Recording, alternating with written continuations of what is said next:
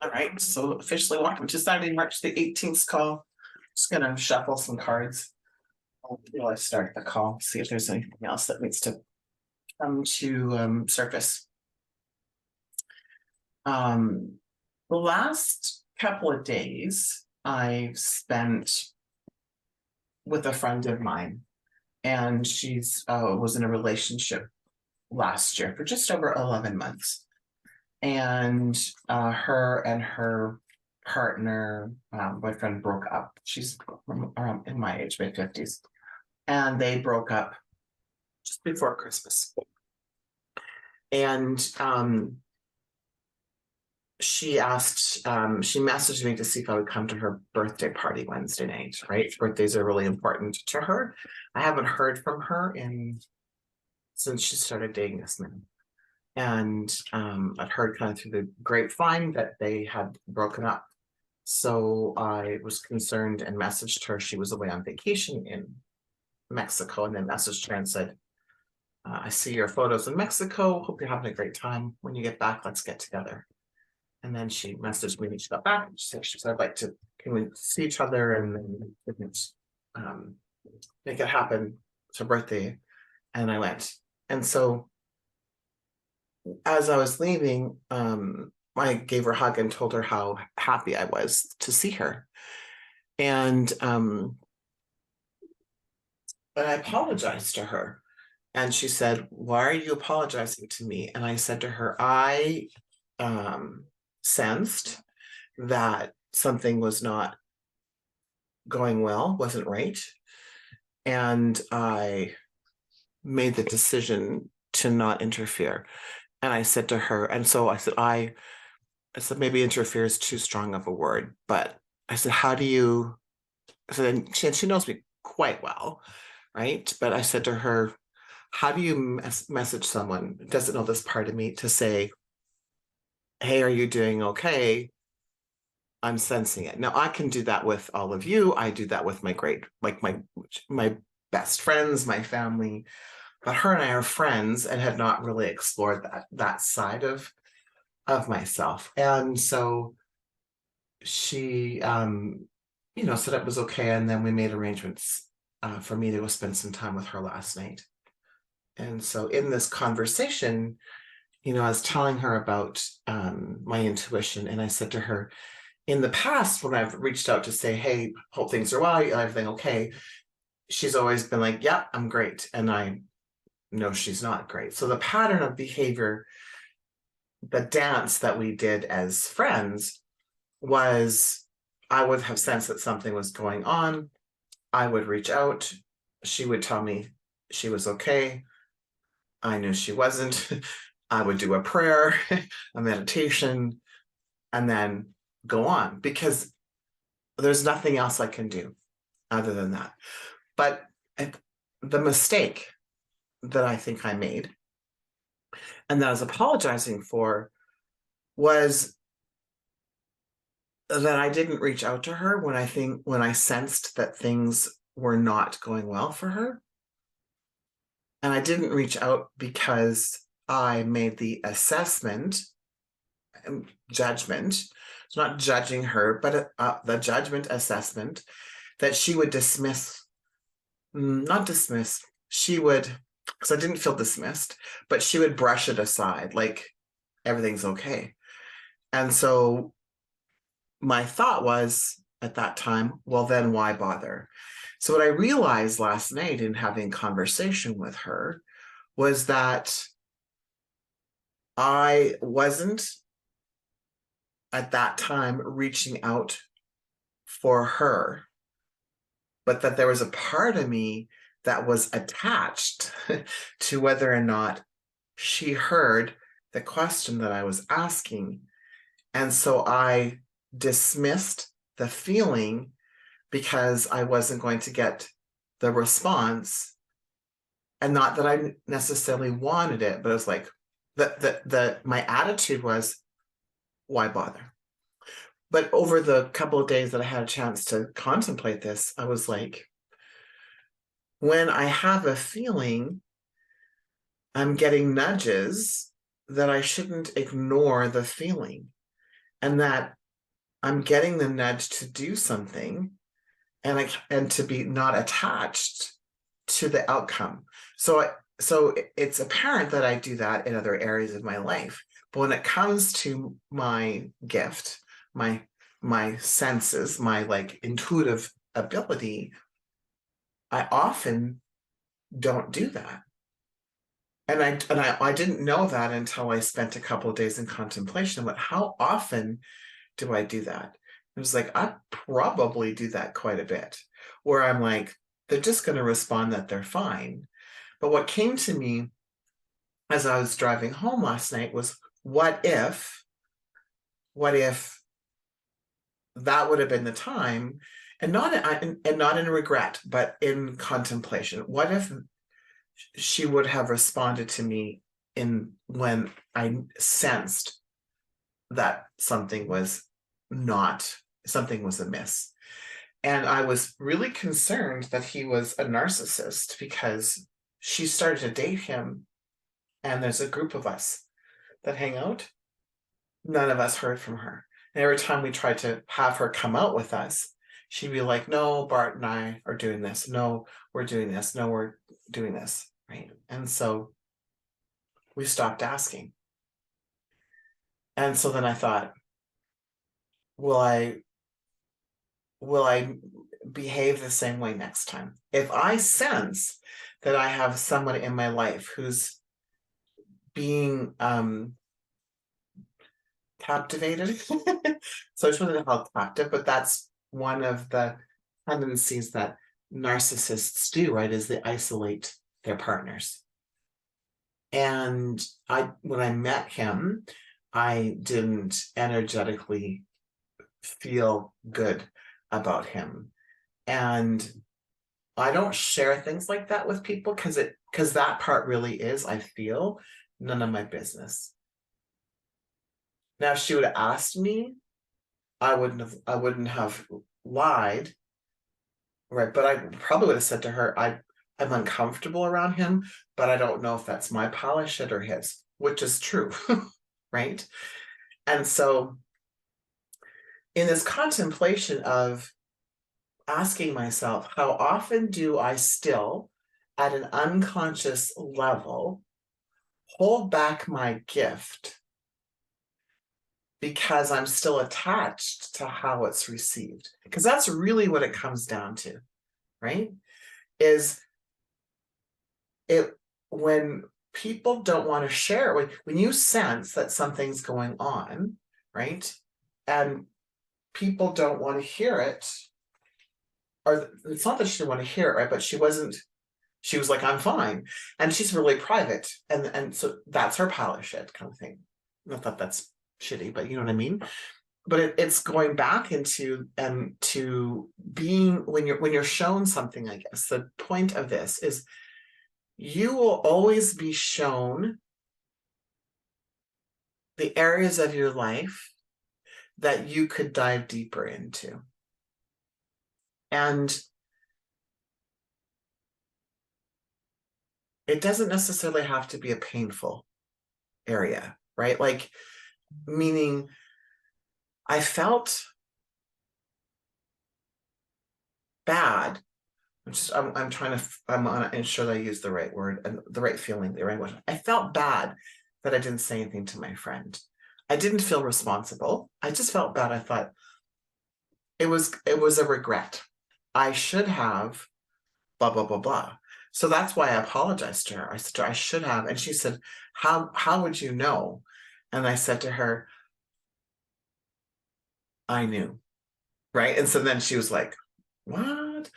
And then she said, like, were there signs? And I'm like, I said, I think probably maybe, can I come over Friday night? Right. And so that it was like, so I had this kind of, sixth sense, and I've really spent the last year. So, and certainly we didn't see each other like through different times through the pandemic, right? We respected the rules around the pandemic, right? My friend has asthma and was really concerned. So she was like, I'm going to go out like when it's safe. right? So she was really in awareness. And so I respected that, right? And so so there was like lots of times I didn't. So as I've been developing my spiritual practices and developing my intuition, I haven't spent as much time with her. So I'm truly a completely different person from that perspective, right? So I had this conversation with her. So then we're having a deeper conversation. She's sharing her last year with me, right? Her experiences and the trauma that's re-triggered from childhood and the effects of that.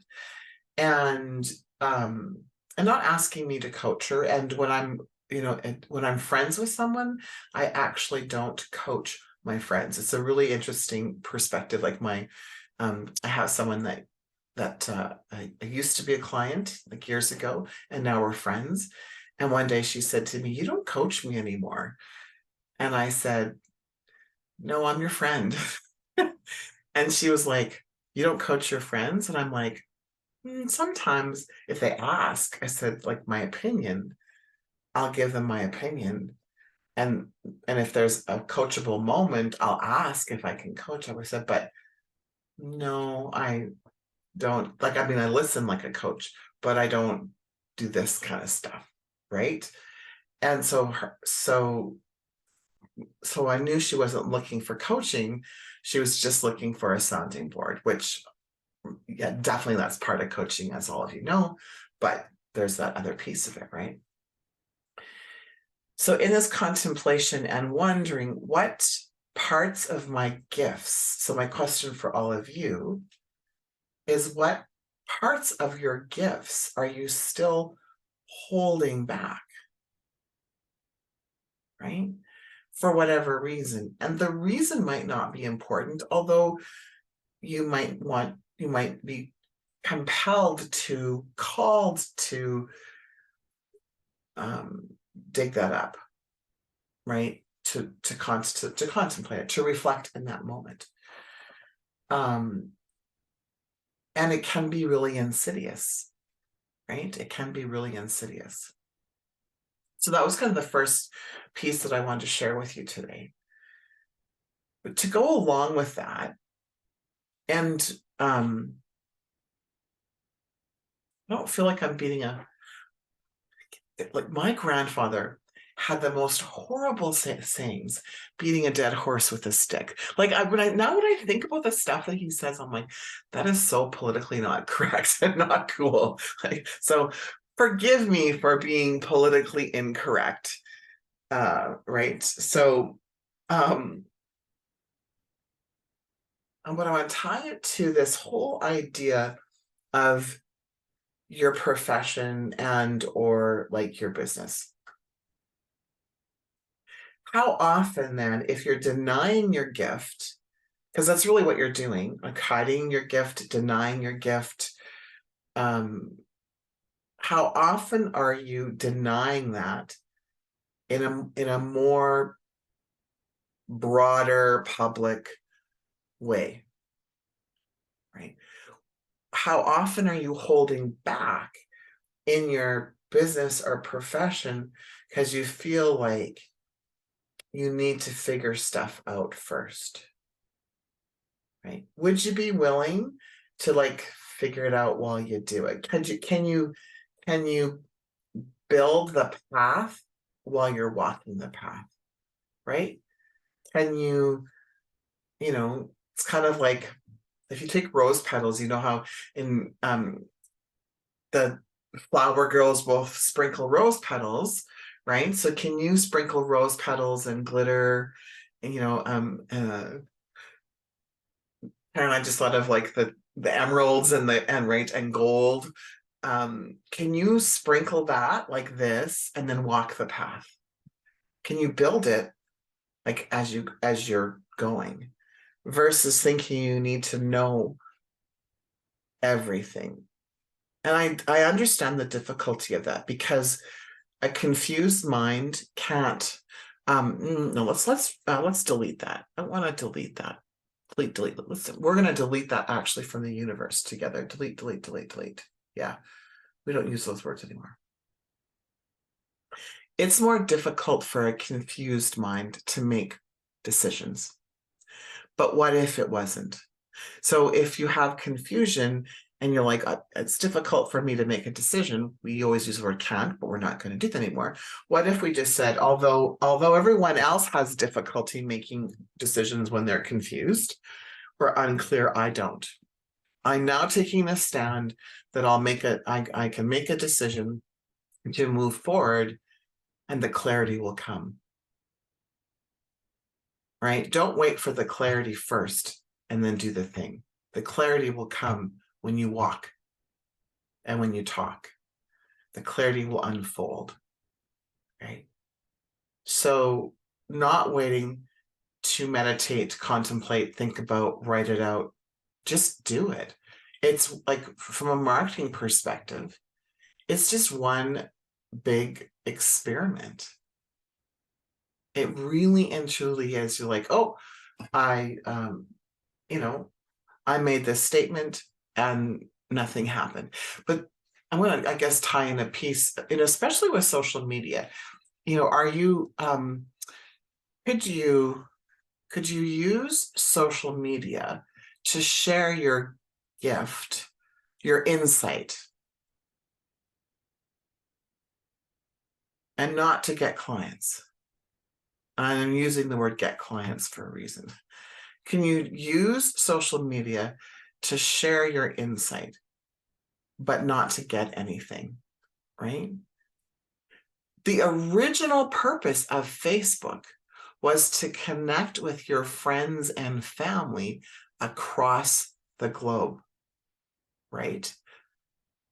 And if I remember this story correctly, I think the original purpose of Facebook was to grade the women at this college that they were dating.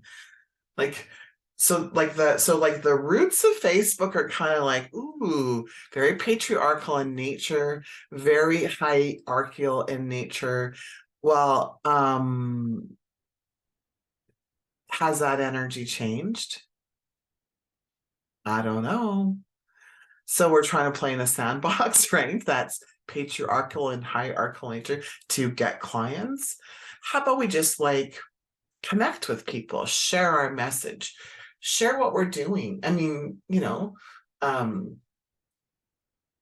versus I'm going to do this to get clients. It's a very different energy, right? But you have the opportunity to share your purpose, your mission, your vision, your gift, right, in the world. And then some people will say, be careful how much you give, because then people won't hire you. So just sit with that. And not very long, because as soon as I said that, I got nauseated. Oh, excuse me. Right? Chantal, it's a great comment. I'll address that actually. And Sherry, yes, you can, but I'll also talk about that. So think about holding back. Anybody else nauseated when I say that other than me? Who's nauseated? Right? How about let's all bless and release that one, right? So that just feels gross. And so what if they're wrong? And I probably never heard me use that word before. But what if they're wrong? What if that's not the way to do it? What if you're meant to share what you do with people? Because I think if we're saying, I'm going to hold back my gift, then when you hire me, I'll share my gift. So this is my personal opinion. I think that's ass backwards, right? Personal opinion. Take it, leave it, whatever you'd like. And so what if you started to share your gift with people and they went, oh, I really need to talk to her, right? I felt So I felt bad. I was having a bad day. Then they shared this thing. And then I went, oh, I feel so much better. And then the next time I felt bad, they shared this thing. I felt better. I felt bad. They shared this thing. I felt better. By about the 10th time, it's about 10 times, the person goes, wait a minute. Wait a minute. Every time I read Sarah's posts, I feel better. Maybe I should contact her. But we're a little slow. Like the human species is a little bit, right? Like, and slow not in a bad way. We're just inundated with information. We get like billions of bits of information, right, thrown at us at any given time. So what if you just kept on sharing your gift? And then the right people who are meant to see it and meant to call you will, right? And so your call to action, right? So in the marketing world, we call it the CTA. So call to action is book here, register here, right? So in an email sequence, like for the summit and stuff, we say it all the time, you know, go here, register here, book here. But we do that to give people direction on how to find the link. If we didn't do that, people actually message us and go, there was no link. And we're like, well, yeah, it's right here, but it wasn't a big blue button that said book here. So people are now like Pavlov's dog. They look for the register here, big red, blue, pink, right, button, yellow button. But like I did an experiment one with orange and people are like, I can't find the button. I'm like, it's the orange button. Why would you use orange? Because I was actually doing an experiment to find out what would happen if I used orange. Don't use orange because people don't see it. It's hilarious, right? So we think that our call to action has to be that. But what if it was just an invitation, right? Right? If you feel this way, I just want to share with you, you don't have to. Let's connect. Let's have a conversation, right? And experiment with that. Or you might not even have to have going back to so Chantal's a projector and needs to be invited. So Chantal, you could just share your brilliance with people, but not have a call to action necessarily. And I don't know that for sure. As I'm studying human design. And on Monday, Chantal, there's a lady on Inspired Choices Network who's talking about communicating with projectors and what that looks like. So, and some of the things. So you can experiment with that, right? You can find out what that could look like. And because it's playful energy, then there's less attachment to it, right? And so, so I've been, following Karen for months now. And I had a sense of how brilliant she was. And then she posted something that got my attention into it. So it's kind of like the right time, right? The right message at the right time. And then I reached out to her and said, okay, I need to know more about that. Right? So then we had this conversation yesterday. She lit my hair on fire in a good way. Right? And so then it was from that perspective, right? So the right message at the right time, morning, darling, will come, right? Hang on, sorry. Thank you so much. See you later, Gamer.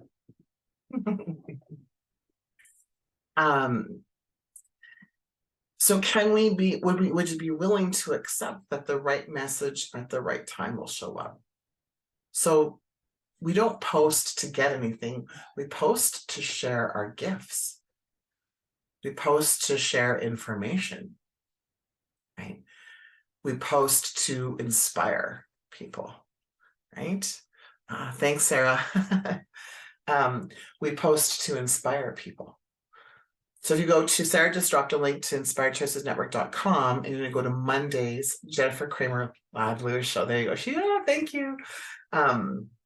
That's where the show is for Monday. Now Jennifer, just I guess side note, Jennifer spent the last 4 shows talking about how to communicate with specific energy types.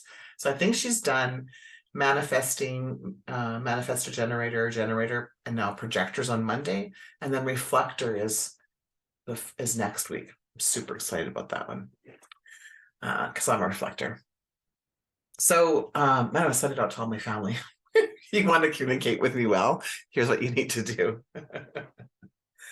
So what if we were just sharing our gifts, our brilliance, right? So what would that look like for you if you could release some of the pressure that you've put yourself on to build a business?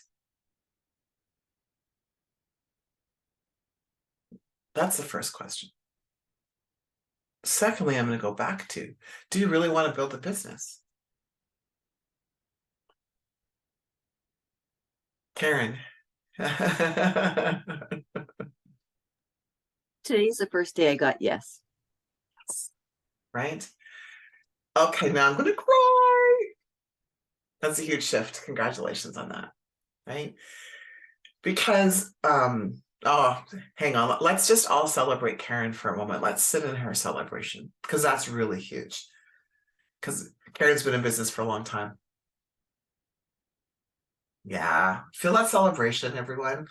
Sending you love, girlfriend. Right? That's awesome.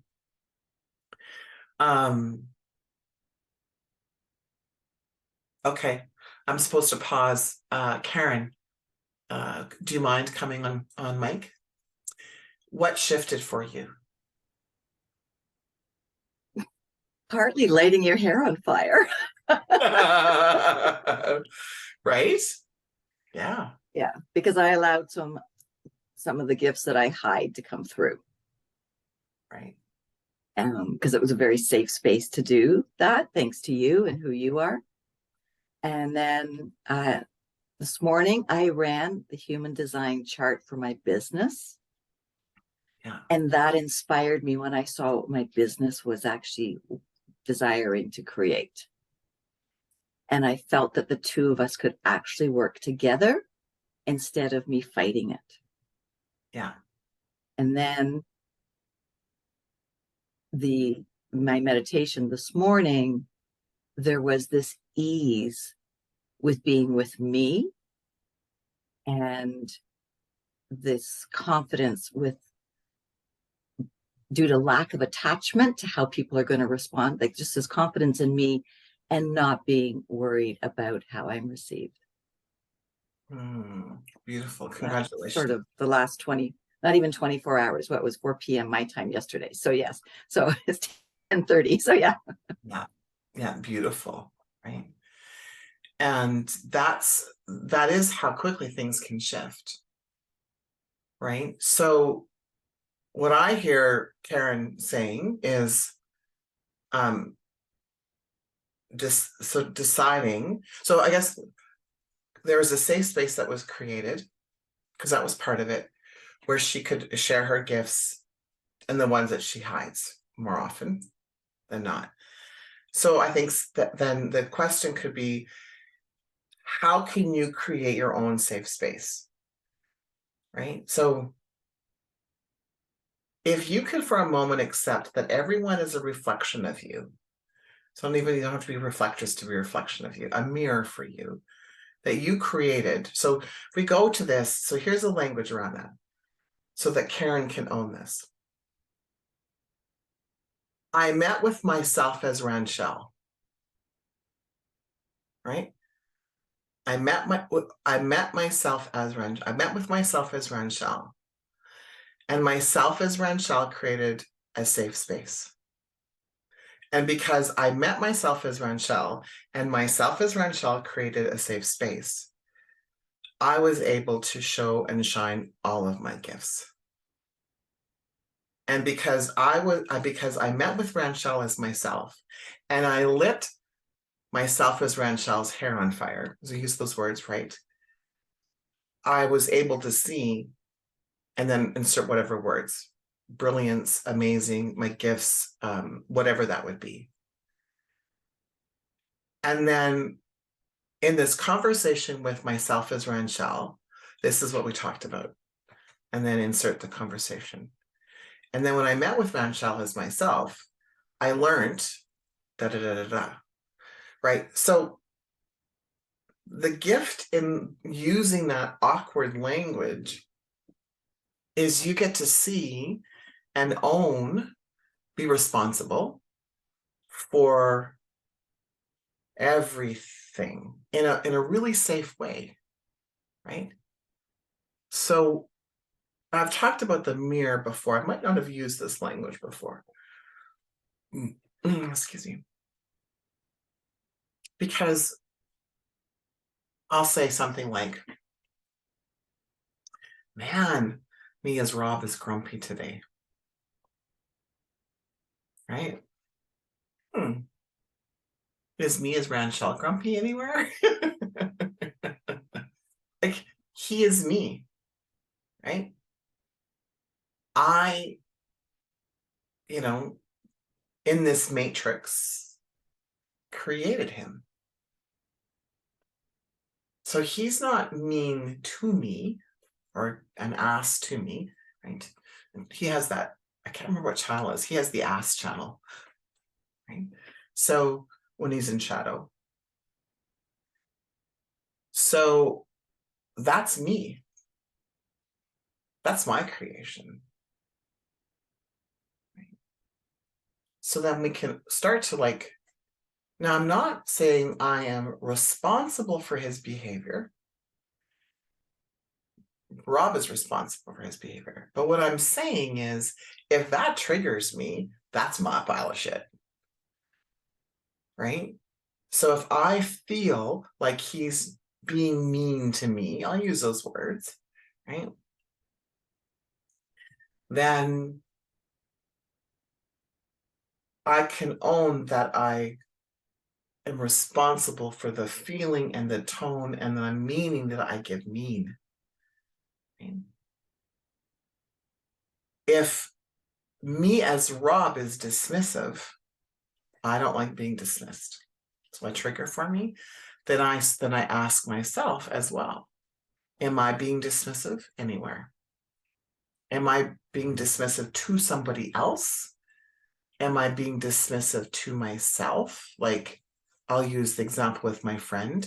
I didn't dismiss myself, but I certainly didn't honor myself by saying to my friend, everything okay?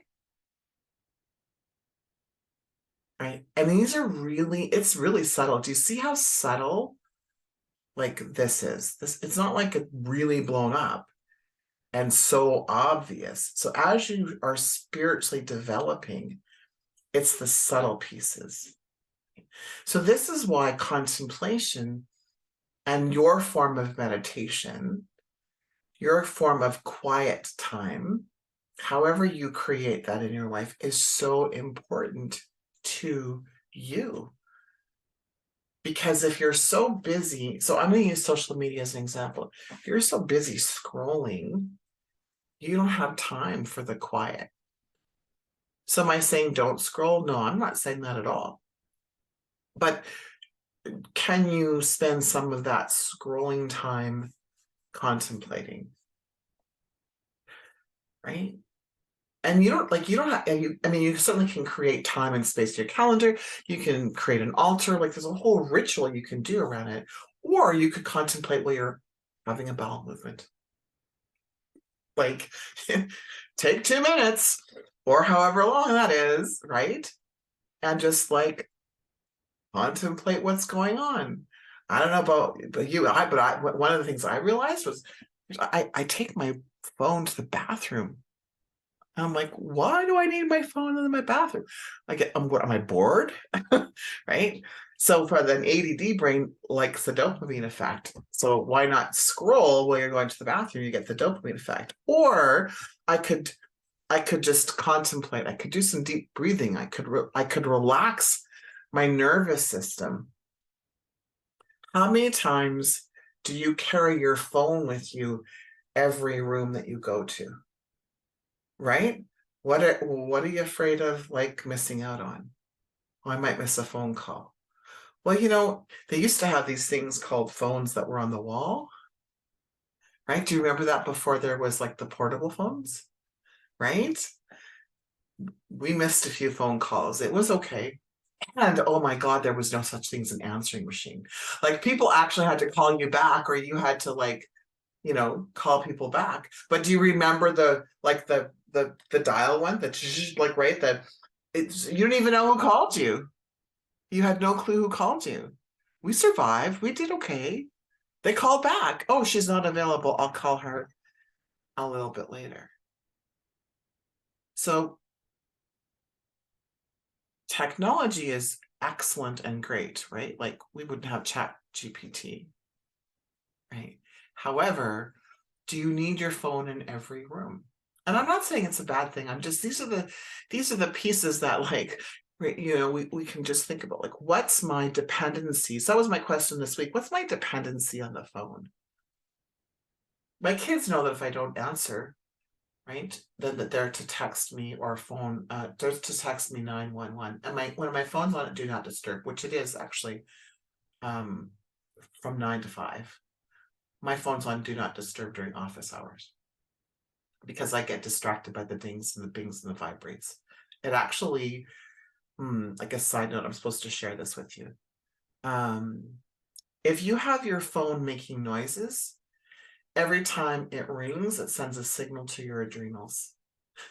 And then you get an adrenal hit and you get a hit of cortisol, and your body goes into fight, flight, or freeze response unknowingly. So if you've gained weight around your tummy area, which is where your cortisol is, that could be one of the things because your phone's on. So just turn your phone on do not disturb, right? But you can, I have an iPhone, so I don't know about Samsung, but in the iPhone, you can have, it's called either focus on or do not disturb, with the exception of, and then you can put, so the only people who actually can get through are my kids. And so if Rob has an emergency, he can't get through because Rob's definition of an emergency is different than mine. And so he has to call the kids. And then Mackenzie, he usually calls Mackenzie, will say to him, is this your kind of emergency or is this like mom's kind of emergency? She'll ask him that, right? That's right. And so he said to her one, I just want you to call your mom, right? So she's like, but she did 911 me. So the key is when it's an emergency, like a real emergency, my kids send me a text 911. And other than that, that's really all the people that need to get through. Everyone else, it can wait till in between clients when I check my phones and all that kind of stuff, right? So I guess I was supposed to share that with you about the cortisol levels. Right? So consider putting your phone on do not disturb. So there's quite a few things that were shared here. The first one is, where are you or how often do you hide your gifts? Right? The second one is, can you let go of using social media to build a business? Can you use social media to share your gifts? Right? And then the third one, we're talking about, do you even want to build a business? Right? So that third piece is to tap into that, and then if you don't really want to build a business, then there's conversations that we should probably have, right? Because we can move through that. And then the next piece is the contemplation piece, but then the social media piece. Like, where are you trying to get your dopamine hit? What are you using your phone for? Right? And how addicted are you to your phone? Right? I want to share it, and perhaps maybe you don't know this, but Facebook and Instagram, well, all of them, Facebook, Instagram, TikTok, those three major ones are designed to create a dopamine effect in your body so you become addicted. So it's created that way. Now we can like go into our own like, protest and spin, or we can just be in awareness that it's created that way for a reason. And that's why people walk around with their phones in their back pockets, right? From room to room. So you can break the cycle of addiction, right? The first step in AA is to admit we're powerless over alcohol. When I did my sugar, went off sugar, I used that step, right? To admit that I was powerless over sugar. And as I become more aware of how much I'm addicted to my phone, I might be using that one for my phone. Right?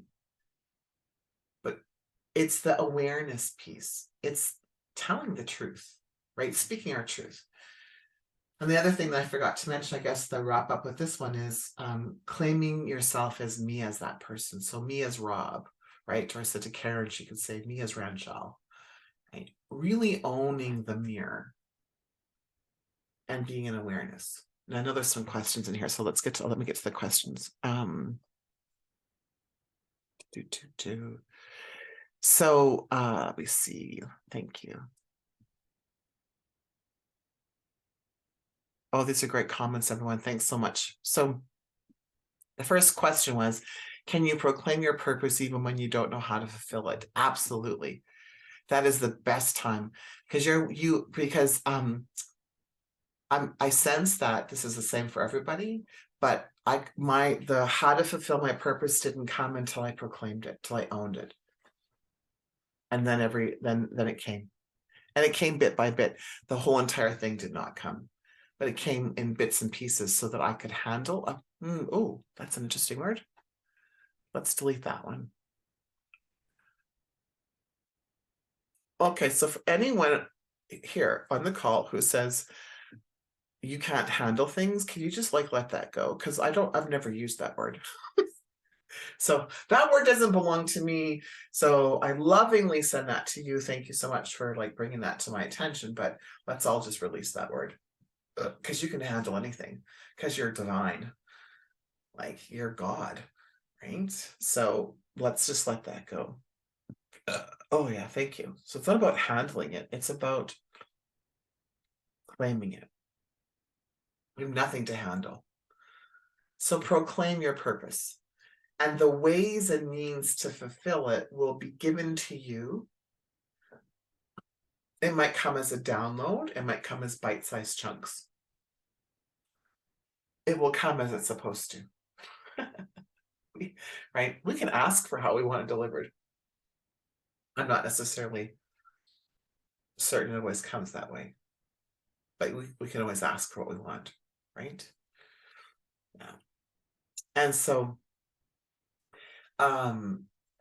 yeah, and Chantal, so the projector is interesting. So Chantal's a projector, and they need to if Chantal shares her knowledge, and I don't know if there's a difference between a knowledge and gift, Chantal. So go internally and ask yourself, is it different if you share your knowledge, like your expertise, versus your gifts? And I don't know that, but that'll be we can explore that this week. So projector needs to wait to be invited, right? However, if you just use social media just to share, there would be someone you can come from. I think you can come from the space and place of someone out there is looking for you. And the person that's looking for you will find you because they're inviting you maybe at an unconscious level. So that I think that we could play around with that. Could be a bit about an experiment, right? And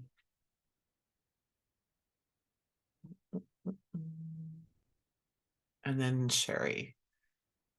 If I didn't answer, I think I answered your statement, Sherry. If I didn't, let me know. I'm just going through here. Good. Chantal, am I also Rob to Rob? Yes. Right. So I mean, I would never say that. I would never say that to Rob, right, I'm your mirror, because he wouldn't understand that language. And I'm not here to coach Rob. right? I'm here to love him, right? I'm here to love him. So I would say that would probably go for everyone here, unless your spouse, partner asks you to assist them. We're not meant to like direct their life. We're not meant to make it better for them. We're not meant to be their coaches. We're meant, my personal opinion, we're meant to love them, right? As they are, right? And again, unless they've asked you, like, what are your thoughts on this? But by osmosis. So here's the thing. When you transform, when you change, transmute, transform, the energy signal that you send out is different. Therefore, the people around you will also transition and change. Now, sometimes the people around you like don't want to be around you anymore. Like there'll be a loss. There could be a loss of friends, right? Because your energetic signature isn't the same. Especially if you were if your glass was half empty all the time, right? And then all of a sudden you transition and you're like positive and right, and you see the light and the bright and all of that. The people that you used to, so okay, I'm just gonna use this line. The people you used to bitch and complain with might leave. Right?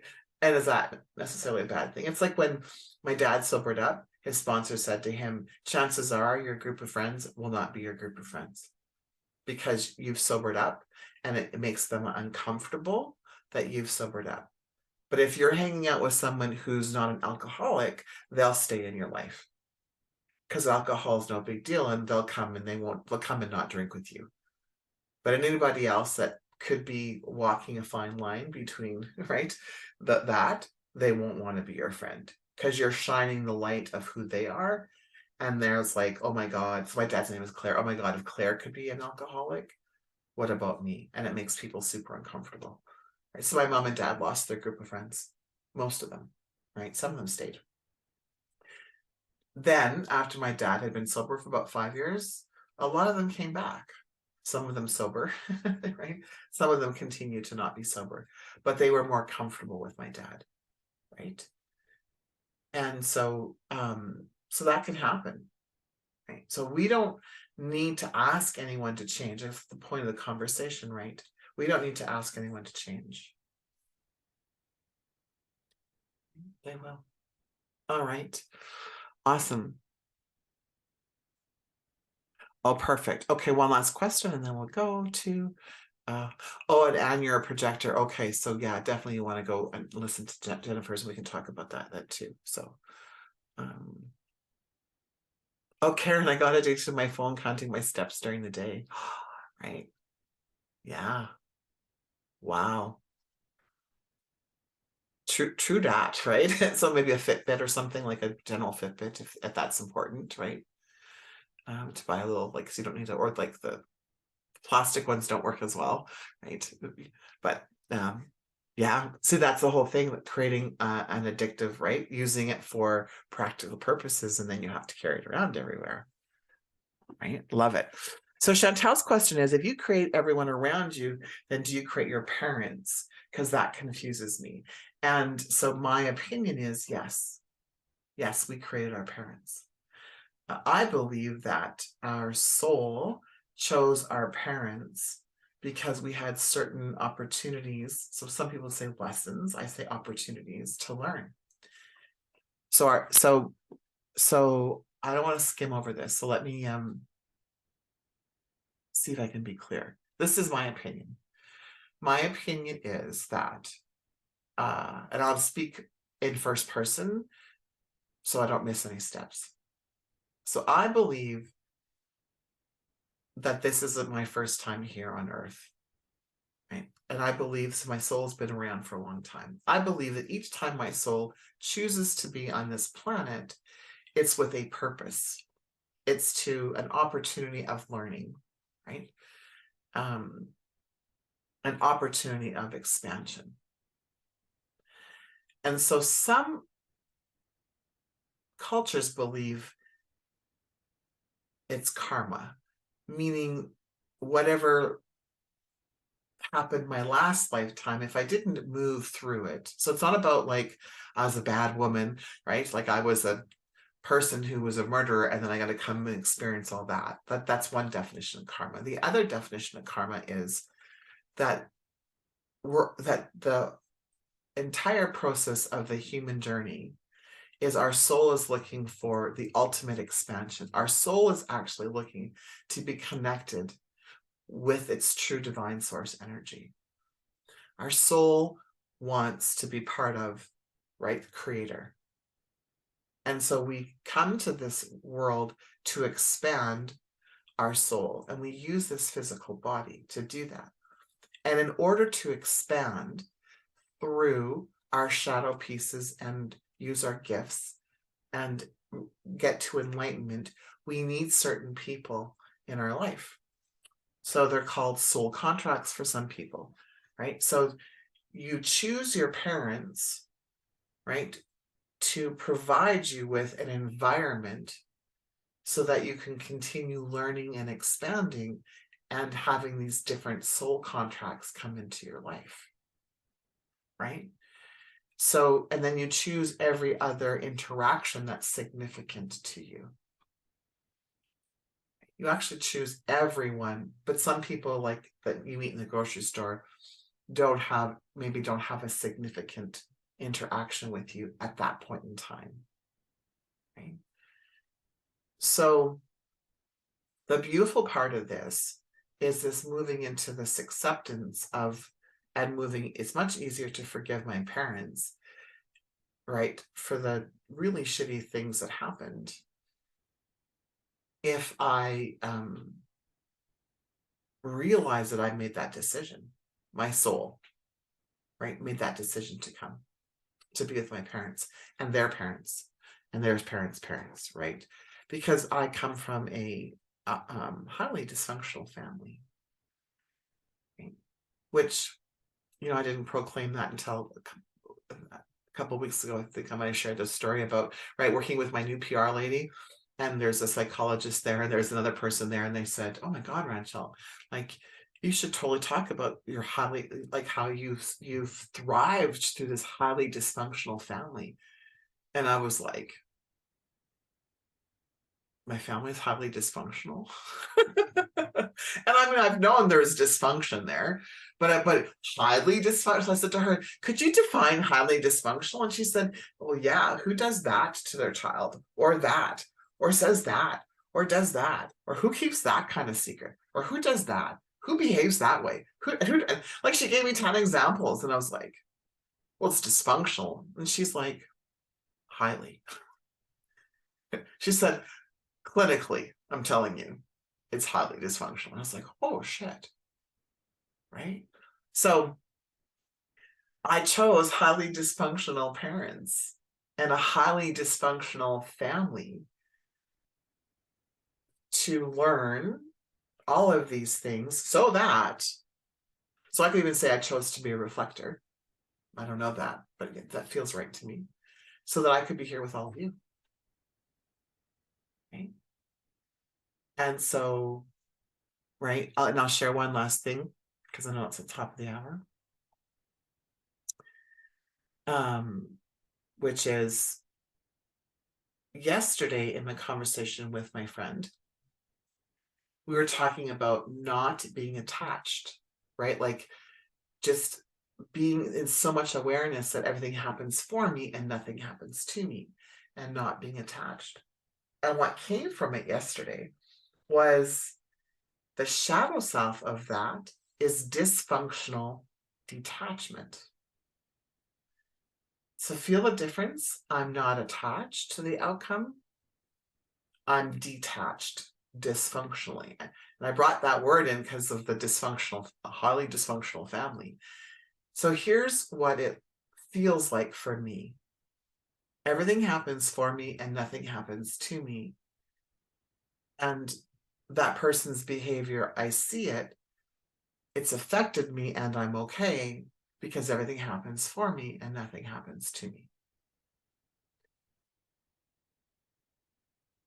Dysfunctional detachment looks like this.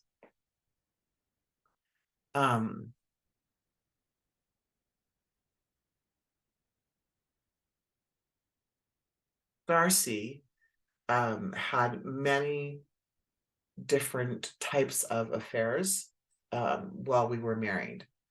And I didn't know. I knew about a few of them, thought we had gone through them, everything was okay. When I left, and or when we left, ended the relationship, my dysfunctional detachment was like, whatever.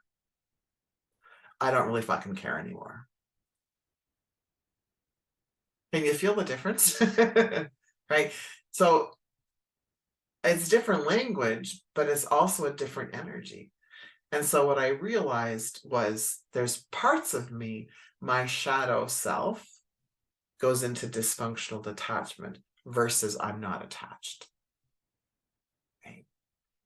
So I guess I was supposed to share that with you as well. For whatever reason, someone needed to hear that today, or whoever's listened to the recording afterwards. So one last thing with Chantel. Yes, correct, Chantel. I know it's kind of a mind fuck, isn't it? All right, everyone. Thank you so very, very much for being here with me. We spent an hour together this morning. So much appreciate all of you. Thank you, thank you, thank you. And some of the recordings from this week are already up in our private unlisted channel. And this one will be up probably by the end of the day, maybe tomorrow. Right, we'll see what's going on. Sarah, I just need like 3 minutes, and then we'll go back onto the other call, onto the other whatever time. We're meeting at 9, right? Do we say 9 or 10? I have it on my calendar. 9, I can meet in a few minutes. Yeah. Okay, is that what time we set? 9:30. Okay. Oh, perfect. Can we do 9:30 then? Okay. Yeah, I'll go and do my ritual that I do before I coach. But I was Okay. I didn't. It was like, holy shit, it's 9 o'clock. So okay, thank you. So see you at 9:30 on our regular line. Okay. All right. Thanks, everyone. Love you. Bye.